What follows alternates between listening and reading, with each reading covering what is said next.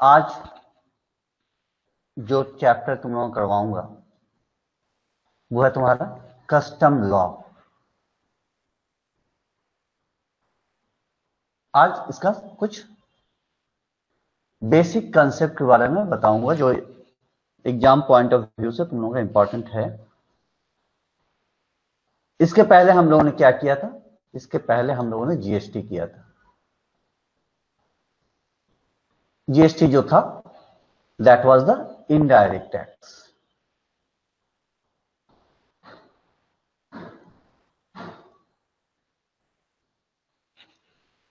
Custom duty भी ये भी एक इनडायरेक्ट टैक्स है। कब ये चार्ज होता है? अगर कोई गुड्स इंपोर्ट होता है कहां? भारत में, और एक्सपोर्ट होता है भारत के बाहर। ये कस्टम ड्यूटी जो है ये कोई नया कंसेप्ट नहीं है। अगर तुम प्राचीन समय में चले जाओ, एंशियंट पीरियड में, तब क्या होता था? बहुत से छोटे छोटे राज्य होते थे। एक स्टेट वन है, स्टेट टू है, ये तीसरा एक स्टेट है। सभी के अलग अलग रहते थे। अब यहां के कुछ बिजनेसमैन वो चाहते थे यहां जाकर अपना माल बेचें, या यहां के बिजनेसमैन यहां आकर माल बेचना चाहते थे, या ये बिजनेसमैन यहां आकर माल बिजनेस करने बेचना चाहते थे।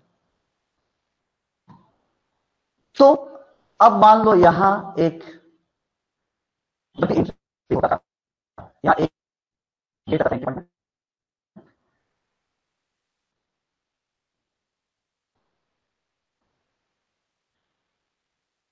अब यहां जब यहां इस गेट पर आए। सर वॉइस फास्ट फॉरवर्ड हो गया।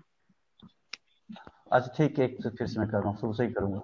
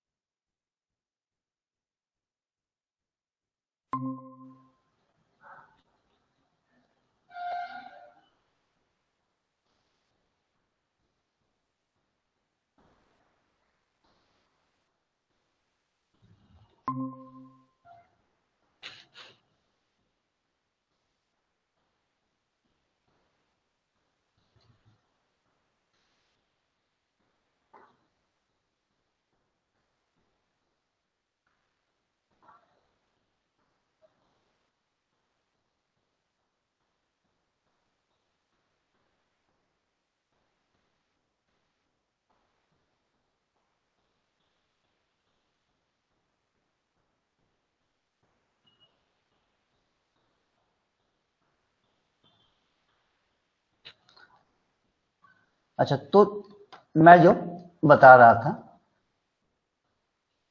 कि कस्टम लॉ जो है ये इनडायरेक्ट टैक्स है। कब एप्लीकेबल होता है? जब हम लोग गुड्स को इंपोर्ट करते हैं। कहां? गुड्स को इंपोर्ट करते हैं इंडिया में, या एक्सपोर्ट करते हैं गुड्स कहां? आउटसाइड इंडिया, भारत के बाहर। लाइक जीएसटी, कस्टम लॉ ये भी क्या है? इनडायरेक्ट टैक्स है। ये कस्टम लॉ जो है या ये हमारे इंडिया में बहुत नया नहीं है, ये काफी पुराना है।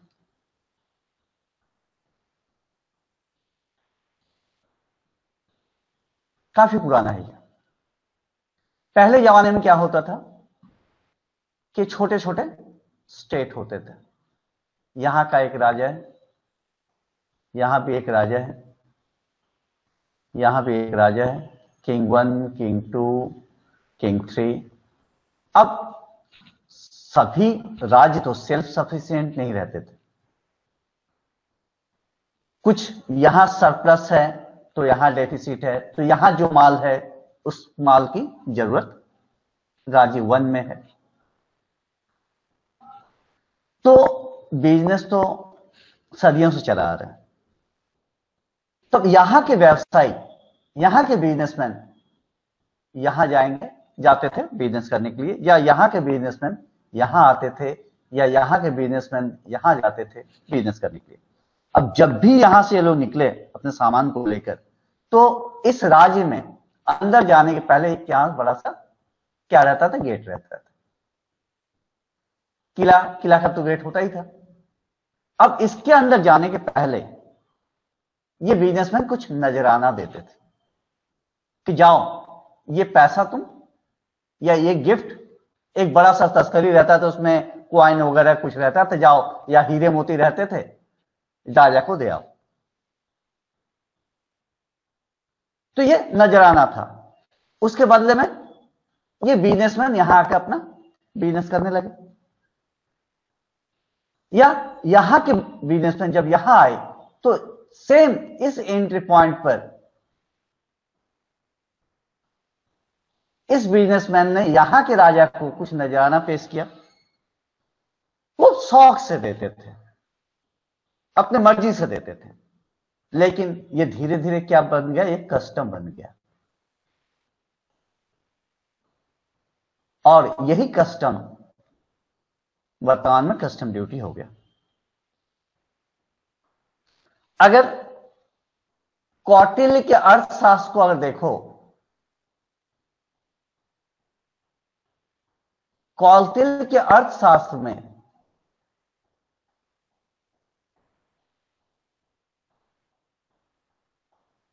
कस्टम का उल्लेख है। उस समय उन्होंने इसको क्या कहा, शुल्क कहा कि तुम दूसरे देश से मेरे देश में आ रहे हो for the purpose of business, तो तुम्हें क्या देना पड़ेगा, शुल्क देना पड़ेगा। सब्सिक्वेंटली जब ब्रिटिश शासनकाल जब भारतवर्ष में हुआ, तो उन लोगों ने एक ऑर्गेनाइज तरीके से बहुत सा नियम बनाया, बहुत से लेजिस्लेशन लाए और उनको फॉर्मलाइज कर दिया गया। फॉर्मल फॉर्म में ये मेरा कस्टम आ गया। अब आफ्टर इंडिपेंडेंस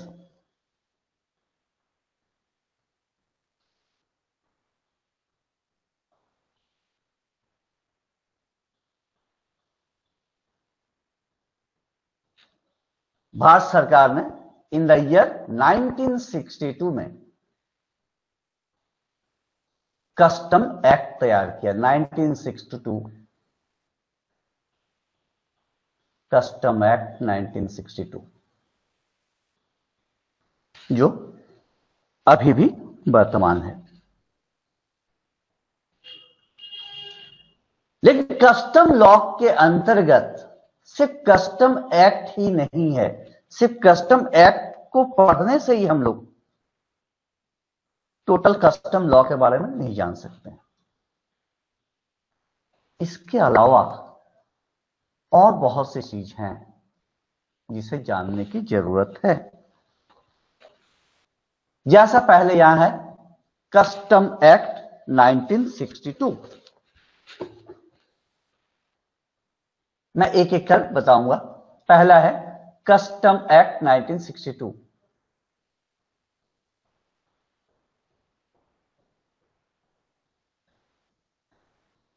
जो ये है। ये कब आया? एक्ट बनता है जब है उस साल का नाम दिया जाता है। यहां दिया गया 1962 को। लेकिन ये भारतवर्ष में एप्लीकेबल हुआ 1 फरवरी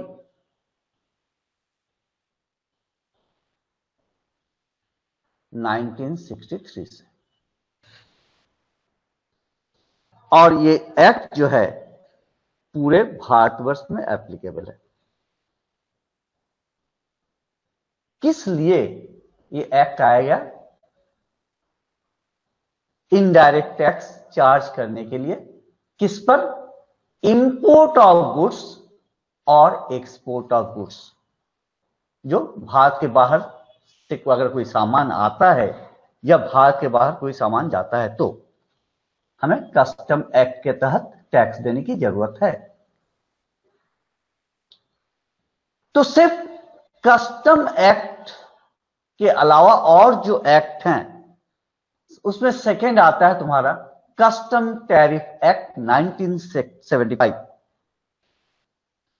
ये कस्टम टैरिफ एक्ट में क्या कहा गया है? कस्टम टैरिफ एक्ट में कहा गया है कि कौन कौन से गुड्स पर टैक्स रेट क्या होगा, किस गुड्स पर क्या टैक्स रेट होगा, वो चाहे इंपोर्ट हो या एक्सपोर्ट हो। तो यहां रेट्स कहा गया है।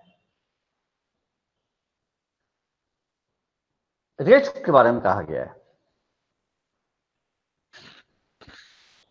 थर्ड क्या है? थर्ड है तुम्हारा सर्कुलर्स, इंस्ट्रक्शंस और डायरेक्शंस।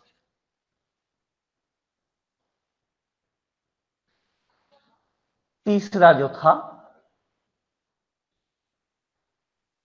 सर्कुलर, इंस्ट्रक्शंस और डायरेक्शंस। अब मान लो एक बार एक्ट बन गया तो उस एक्ट को क्या हम लोग रेगुलर सेम हुए से चलाते जाएंगे? नहीं। उस एक्ट में तो फ्रॉम टाइम टू टाइम कुछ चेंज की जरूरत रहती है। तो बीच बीच में सर्कुलर वगैरह इशू किया जाता है। कौन इशू करता है ये circular? Central board of indirect taxes and customs. कौन? Central board of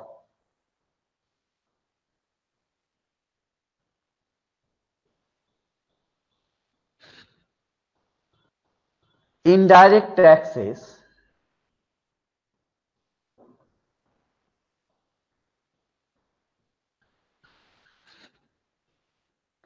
and customs.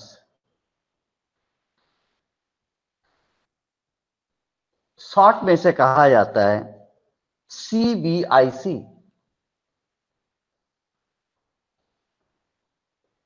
तो CBIC from time to time they issued instructions, directions and circulars for any change or any revised provisions.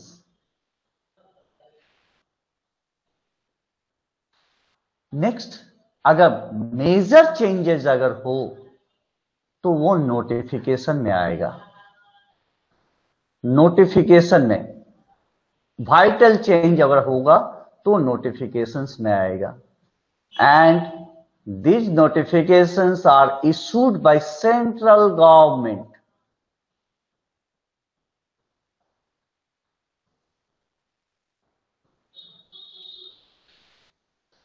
तो central government भी है vital change लाती है किसी भी act में। तो कस्टम्स रूल्स के लिए भी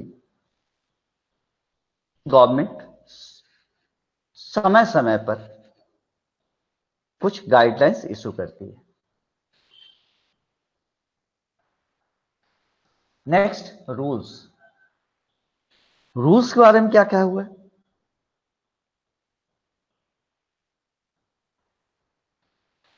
ये रूल्स फॉर्मुलेट किया जाता है सेक्शन 156 में कहा गया है। 156 ऑफ कस्टम एक्ट।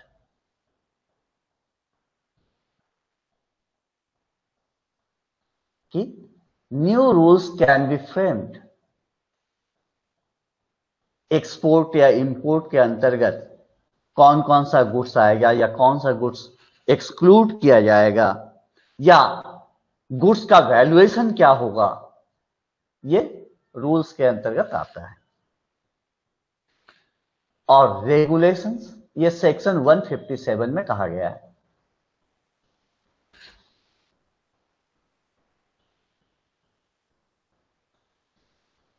तो ये दोनों जो है नोटिफिकेशन, रूल्स और रेगुलेशन, ये तीनों किसके कंट्रोल में आता है? सेंट्रल गवर्नमेंट के कंट्रोल में आता है।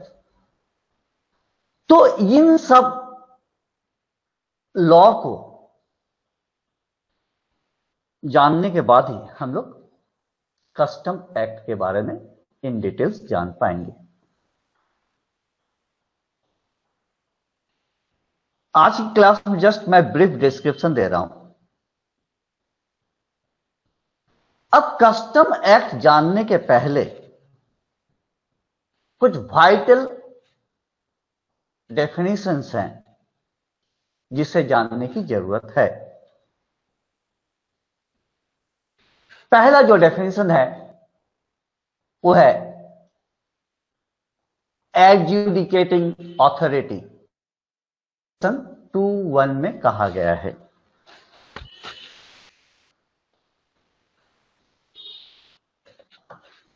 नाउ एडजुडिकेटिंग ऑफिसर अथॉरिटी हम किसे कहेंगे?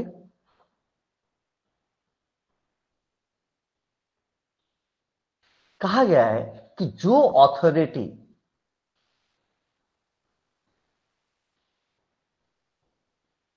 who are responsible to pass any order, authority having power to pass any order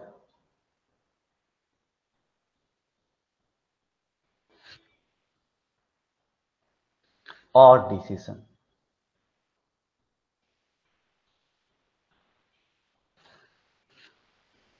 जिस अथॉरिटी के पास ऑर्डर पास करने का पावर है उसे हम लोग एडजुडिकेटिंग अथॉरिटी कहेंगे।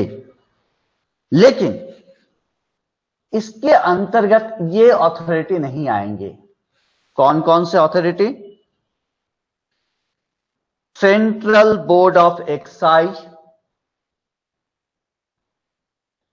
Central board of excise and customs,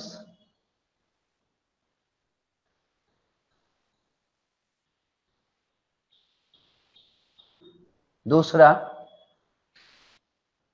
commissioner of customs,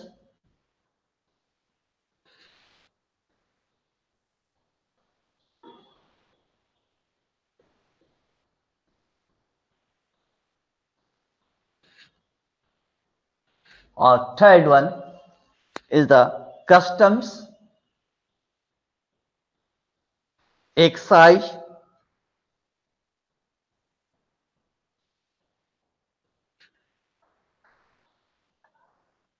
and service tax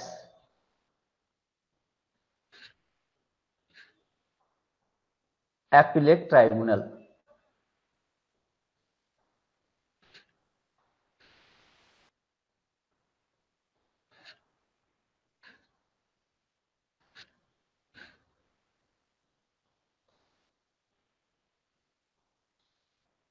तो एडजुडिकेटिंग अथॉरिटी कौन है? जिनके पास ऑर्डर या डिसीजन पास करने का पावर है।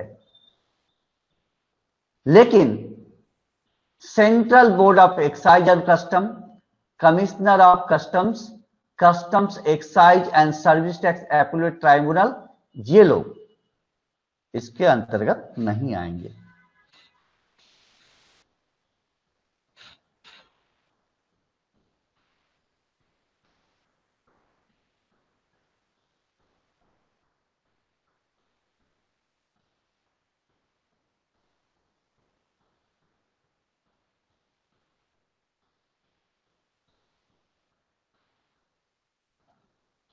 अब दूसरा आता है कन्वेंस, हम लोग किसे कहेंगे?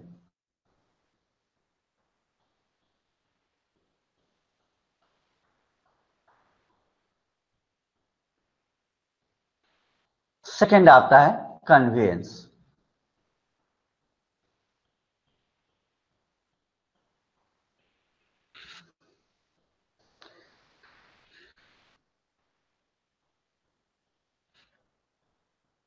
इसे सेक्शन 29 में डिफाइन किया गया है। कन्वेंस मीन्स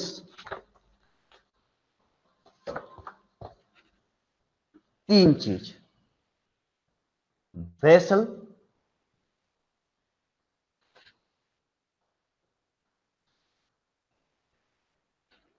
दूसरा एयरक्राफ्ट,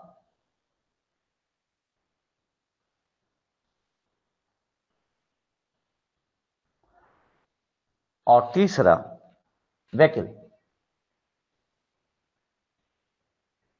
इन तीनों चीजों को मिलाकर मेरा कन्वीनियंस होता है। वेसल्स मीन्स अगर मान लो विदेश से कोई सामान आता है तो किस पर आएगा? सी के थ्रू अगर कोई सामान आता है वेसल में आएगा, जहाज पे आएगा, पानी का जहाज जो होगा उसको हम लोग वेसल कहेंगे। अगर एयर से आता है तो एयरक्राफ्ट होगा, अगर लैंड के थ्रू आता है तो लॉरी वगैरह हो सकता है। तो व्हीकल के अंतर, सॉरी, कन्वीनियंस के अंतर्गत हम लोग इन तीन आइटम को पकड़ते हैं। Vessel for sea, aircraft for air, और vehicle for land by road अगर आता है तो।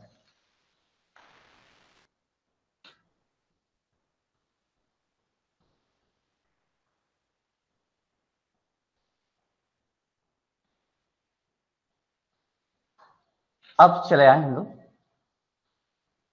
Coastal goods. अगर कोई प्रॉब्लम हो तो पूछना। कोस्टल गुड्स, कोस्टल गुड्स हम लोग किसे कहेंगे?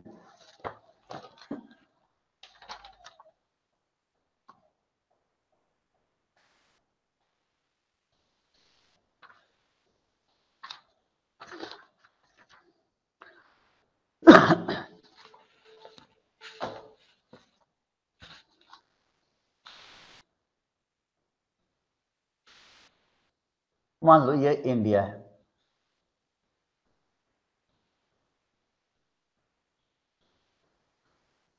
ये मैं ड्रॉ नहीं कर रहा हूं।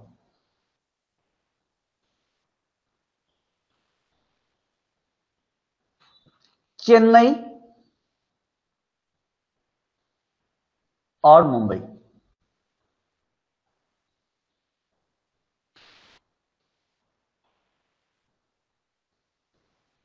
अगर चेन्नई से कोई माल मुंबई आता है थ्रू पोर्ट और बाई क्या बोलेंगे? वेसल,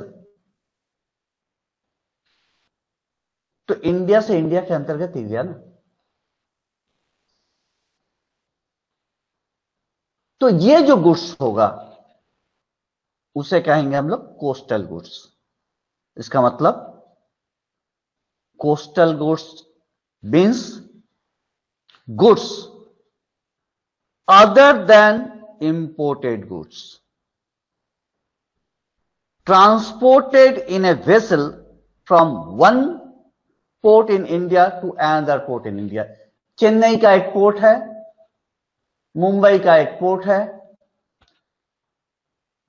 पानी के जहाज से जा रहा है, शिप से जा रहा है, तो इसको हम कहेंगे कोस्टल गुड्स। क्यों? इंडिया से इंडिया के अंदर ही है, भले ही वो समुद्र के रास्ते से गया हो। तो उन गुड्स को हम लोग कहेंगे कोस्टल गुड्स।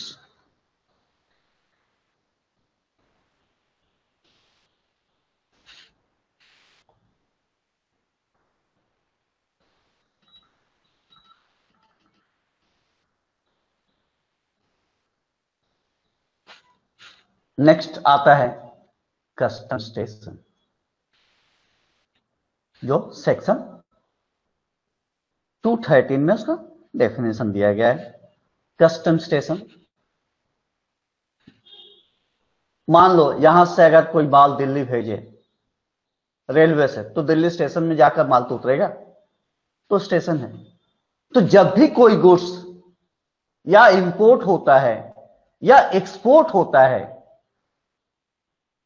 तो कहीं एक जगह जाकर तो उसको ये करना पड़ेगा, रखना पड़ेगा। तो कस्टम स्टेशन मेरा 3 तरह का हो सकता है। कस्टम एयरपोर्ट,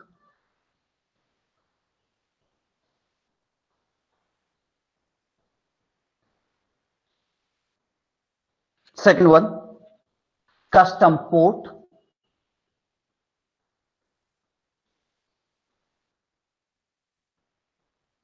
और थर्ड वन क्या होगा, कस्टम लैंड।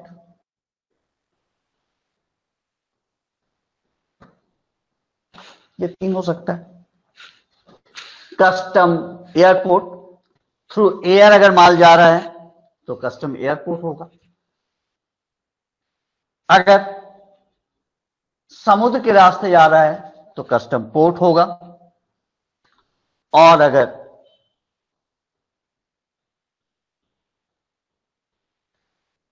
लैंड, जहां मान लो पाकिस्तान गया या बांग्लादेश गया सामान, तो कस्टम लैंड होगा।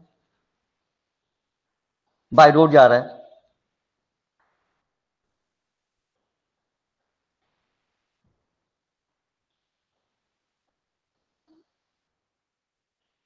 नेक्स्ट में आ रहा है क्या, एक्सपोर्टेड गुड्स।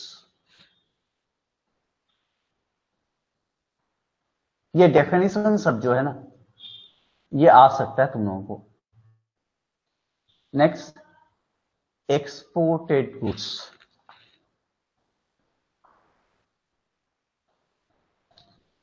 एक्सपोर्टेड गुड्स मतलब जो एक्सपोर्ट किया जाए। exported good mean any goods which are taken out of India to a place outside India। देखो, इंडिया बार बार कह रहा है इंडिया के बाहर जा रहा है, और इंडिया के बाहर से इंडिया में आ रहा है, बाहर से इंडिया में आ रहा है। इंडिया क्या है, इंडिया को डिफाइन करना है, उसे मैं बाद में डिफाइन करूंगा, है नीचे है, इसके बाद ही शायद इंपोर्टेड गुड्स के बाद ही इंडिया आ रहा है। सॉरी, एक्सपोर्टेड गुड्स मतलब जो भारत के बाहर गया। तो exported goods mean any goods which are to be taken out of India to a place outside India। Bharat के बाहर जाना है गुड्स को। मान लो कि कोई गुड्स हम लोगों ने यहां से एक्सपोर्ट किया, भेजा, थोड़ी देर जाने के बाद ही वो सामान डूब गया, ये तुम्हारा व्हीकल जो है, वेसल जो है, डूब गया, तब क्या एक्सपोर्ट माना जाएगा? नहीं, वो एक्सपोर्ट नहीं माना जाएगा। नेक्स्ट है तुम्हारा गुड्स।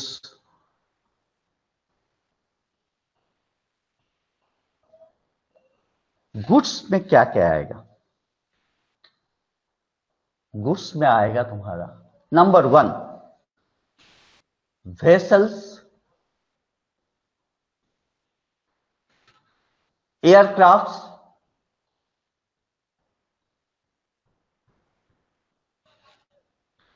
और व्हीकल्स।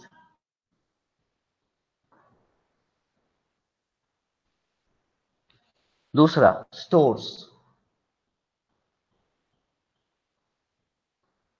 Third baggage.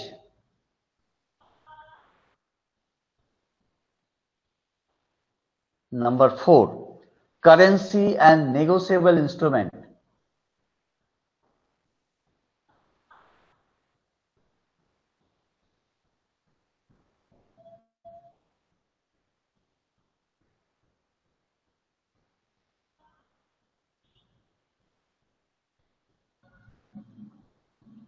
पांच number any other kind of movable property.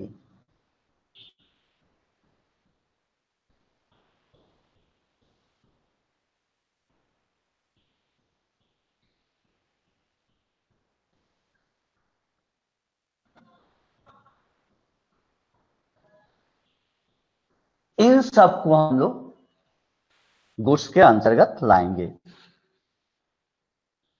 Vessels, aircraft और व्हीकल्स।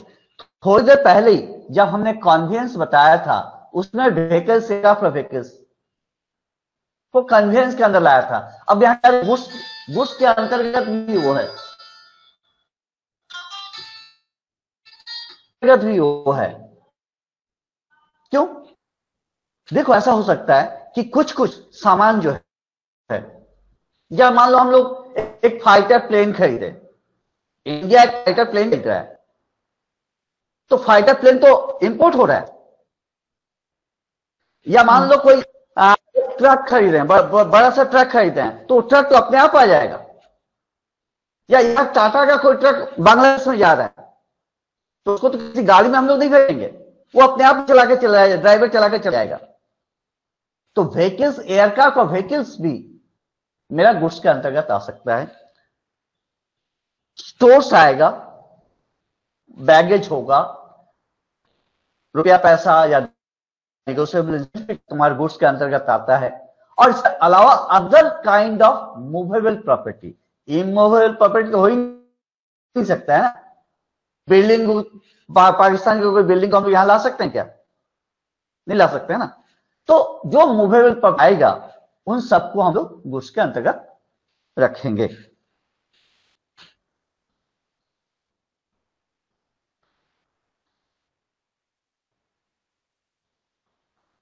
इस बाद है मेरा इंपोर्टेड गुड्स।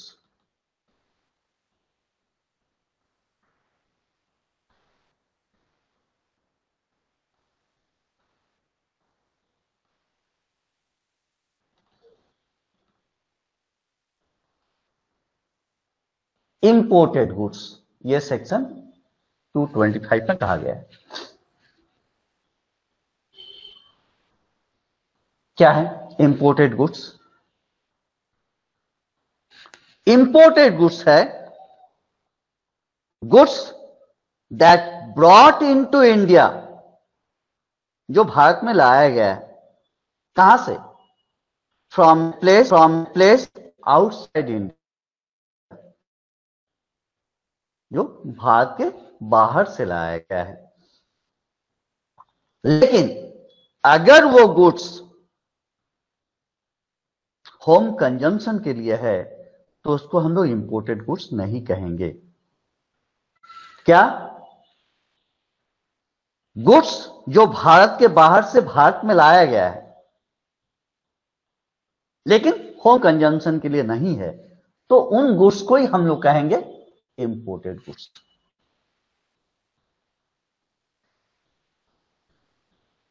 अब नेक्स्ट,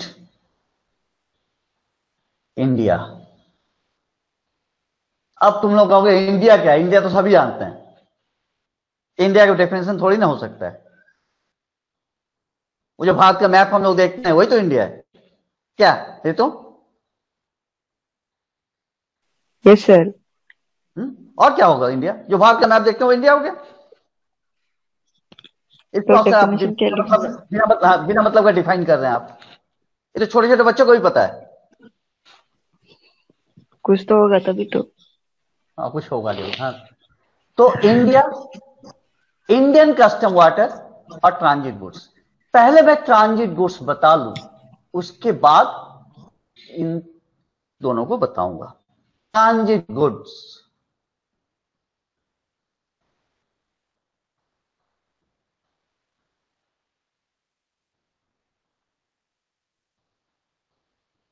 ये भारत में मान लो ये इंडिया है,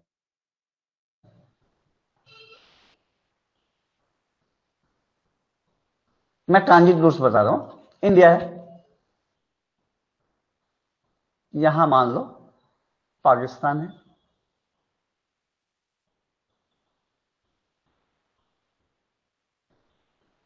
अब यहां से एक शिप,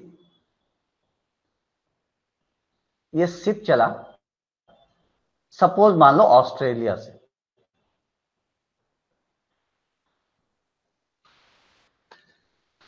ऑस्ट्रेलिया से एक शिप चला,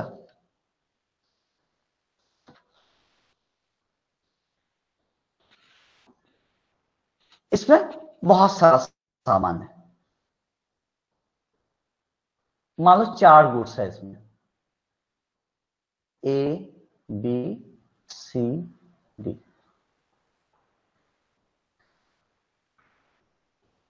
ये ऐसे आया, इंडिया में ए और बी गुड्स को ड्रॉप कर दिया।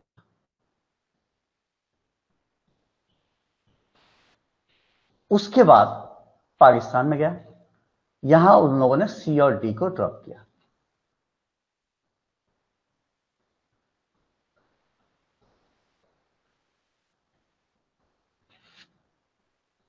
अब इंडिया कह रहा है कि तुम मेरे रास्ते से होकर गए हो, तुम मेरे रास्ते हो, यू हैव टू पे कस्टम ड्यूटी। अब तुम्हें टैक्स देने की जरूरत है। ये तो ऐसी है कि मान लो इधर ही आ रहा है तो ये 2 शिप यहां से चलेगा, 1 शिप यहां के लिए आएगा, 1 शिप यहां का आएगा। ऐसा क्या होता है क्या? ऐसा तो नहीं होता है। एक ही रास्ते में जा रहा है वो। और मान लो यहां श्रीलंका हो तो श्रीलंका के लिए भी तो सामान ले लेगा एक ही शिप में। तीनों जगह के लिए माल लेके चल रहा है। कुछ माल यहां ड्रॉप किया, इंडिया में ड्रॉप किया, कुछ पाकिस्तान में ड्रॉप किया, कुछ श्रीलंका में ड्रॉप किया। तो इंडिया कह रहा है नहीं भाई, तुम मेरे रास्ते से होकर गए हो, तुम्हें कस्टम ड्यूटी देने की जरूरत है।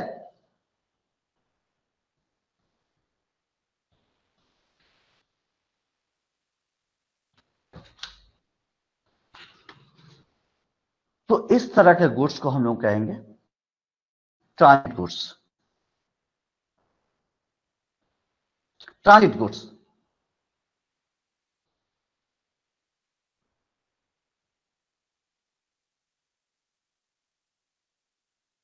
लेकिन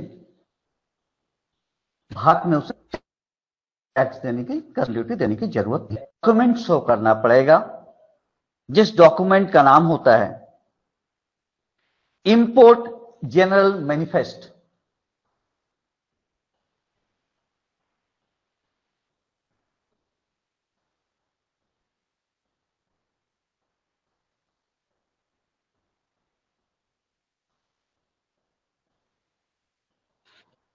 इंपोर्ट जनरल मैनिफेस्ट, शॉर्ट में लिख सकते हो IGM, import general manifest. That contains that कि मेरे पास 4 माल है भाई, ये 4 माल में 2 माल आपके लिए है, इंडिया के लिए है, और 2 सी और को हमें ले जाना कहां है? पाकिस्तान ले जाना है।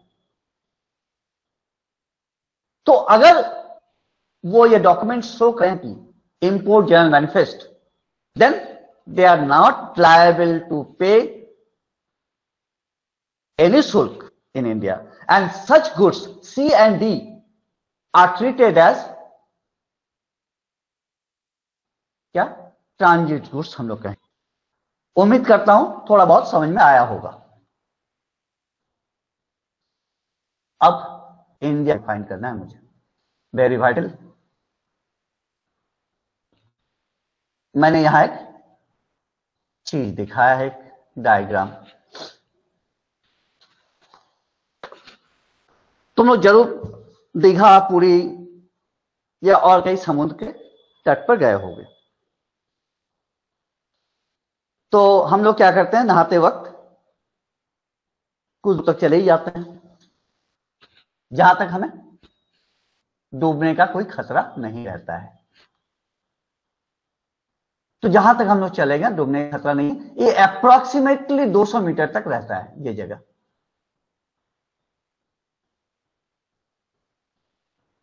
That point is called baseline. उस पॉइंट को हम लोग कहेंगे बेसलाइन पॉइंट कहेंगे। अब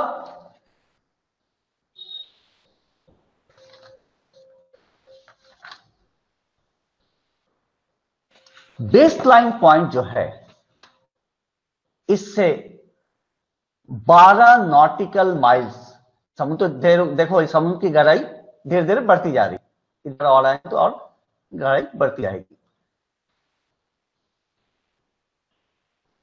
तो अप टू 12 नॉटिकल माइल्स कहां से? Base line. ये 200 मीटर लॉ में नहीं कहा हुआ, ये अप्रोक्सीमेट मैंने लिखा है, ये चेंज भी हो सकता है बेस लाइन।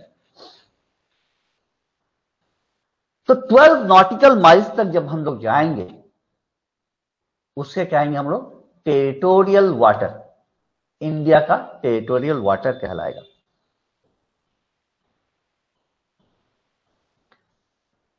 अब कैसे, देखो हम लोग जब रास्ते को मापते हैं हम लोग माइल्स में मापते हैं या किलोमीटर में मापते हैं। अगर इसको अगर ये करना हो तो 1 नॉटिकल माइल इक्वल्स टू होता है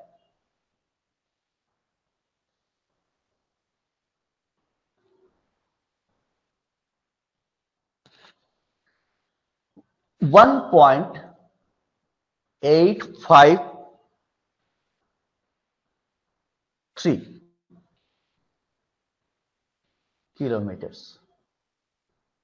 तो 1 नॉटिकल माइल्स हो गया 1.853। तो यहां 12 नॉटिकल माइल्स तक हम लोग गए। तो अप टू 12 नॉटिकल माइल्स तक कहां से? बेस लाइन से। इसको कहेंगे हम लोग टेरिटोरियल वाटर। अब और 12 नॉटिकल माइल्स अगर गए, समुद्र में ही जा रहे हैं हम लोग, और 12 नॉटिकल माइल्स अगर गए तो उसको कहेंगे कंटिग्यूअस जोन। कंटिग्यूअस जोन कहेंगे उसको। तो 12 + 12 फ्रॉम बेस लाइन। और बेस लाइन तो ये 12 और 12 मिलकर कितना हो गया? 24। ये 24, इसको कहेंगे इंडियन कस्टम वाटर। ये सब लेकिन इंडिया के अंतर्गत ही है। हम लोग जो मैप देखते हैं, मैप के बाहर समुद्र का एरिया भी समुद्र का एरिया इंडिया के अंतर्गत आता है। सिर्फ इतना ही नहीं, अगर बेस लाइन से लेकर टोटल 200, यहां माइल्स लिखा गया, नॉटिकल माइल्स होगा,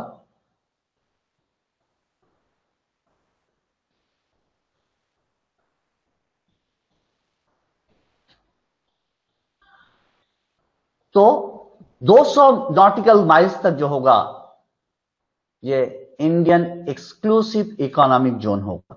ये भी, ये और जो 176 नॉटिकल माइल्स तुम देख रहे हो, this is also under the jurisdiction of Indian government. यहां भारत चाहे तो कुछ भी, यहां से तेल निकाल सकता है और कुछ कर सकता है, यहां से अपना एयरक्राफ्ट वगैरह कुछ भी कर सकता है। इसके बाद का जो एरिया होगा वो इंडिया का नहीं होगा। लेकिन from base line 200 nautical miles तक इंडिया का एरिया है।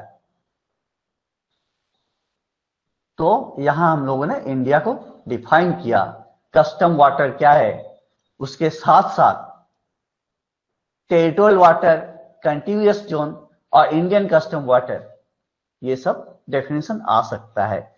Indian exclusive economic zone 176 mile तक और रहेगा। कहां से? इंडियन कस्टम वाटर के बाद और 176 नॉटिकल माइल्स तक।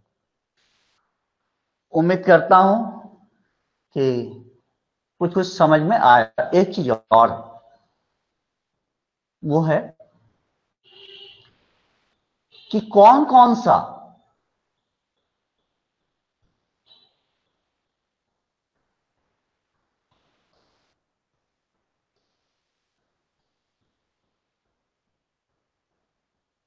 कस्टम ड्यूटी कितने तरह का होता है।